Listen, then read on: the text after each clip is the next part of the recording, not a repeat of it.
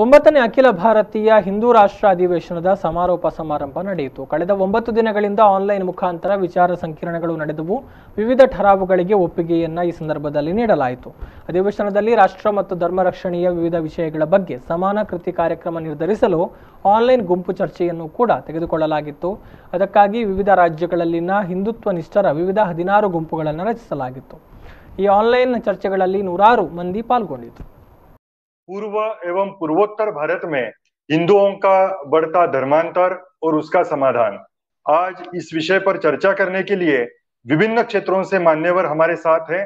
हम एक एक क्षेत्र की जो समस्या है और उसका जो समाधान है ये समझ कर लेंगे। आज के इस परिसंवाद में सर्वप्रथम हम त्रिपुरा की जो परिस्थिति है, अपना बच्चे को इंग्लिश मीडियम में इंग्लिश पढ़ाने के लिए क्रिश्चियन मिशनरी में जाकर अपना बच्चे को भर्ती करा देता है। भर्ती कराने के बाद 1 साल का बात है, वो लोगों ने जाकर उनको बताता है, हाँ आपका लड़का तो बहुत ब्रेन है, बहुत पढ़ाई लिखे जानता है, आप अपना धर्म बाप्तिस्ट ले लो, आपका लड़का को हम अच्छे से इंग्लिश पढ़ाऊंगा। ऐसा कर करके अपने हिंदू धर्म के धर्मांतर कर रहा